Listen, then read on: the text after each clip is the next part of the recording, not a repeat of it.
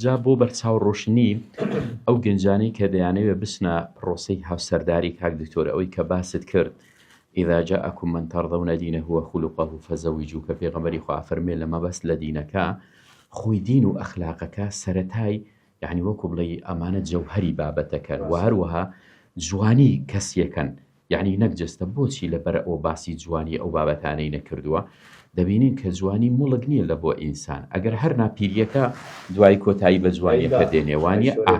بەڵام دین و ئەخلاق هەردەم جوانن بۆی ئێمە زۆر جارە بینین هەندێ لە بەسەڵات و کاتێک کە هاوسەرەکەی وەفاتەکە بە مردووی ژوازی لێ نایەنێ هەرچێتە سەر گۆڕەکەی و لەم ڕۆژانە یەشێک لە اختیارەکانم دینی باسی لەوە کرێ گوت ئەم ڕەمەزانە بۆ من خۆش نەبوو لەبەرەوەی هاوسەرەکەم لە دەستدا کە زیاتر لە 70 ساڵ بە یەکەوە بوونە یعنی مەبەستەکە لێرەدا چی ئەمان لەسەر ئەساسی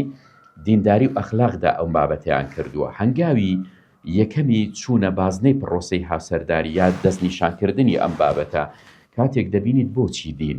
کاک دکتۆر زۆر ورد بوومەوە لەم فەرمودەی پێغەمبەری خوا عەلەیهی سەڵات وەسەلام بۆچی دین یا بۆچی ڕەوشت بۆچی ئەخلاق یعنی کاتێک سەیرەکەی ئەگەر ئەم کەسە دینی هەبوو ئەم دینە بربەستە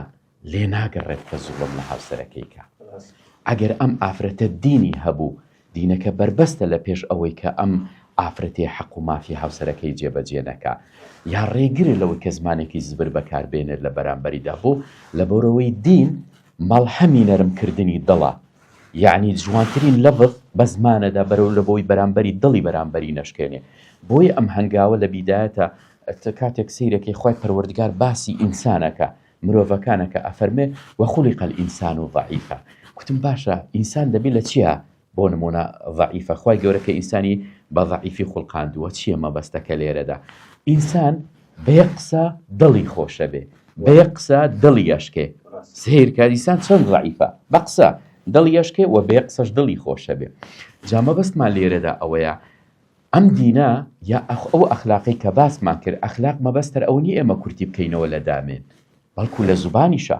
لە قسەکردنیشە لەگەڵ هاوسەرا بۆ ئەفەرمێ ڕەوشەکان بەزەبت بە تەکید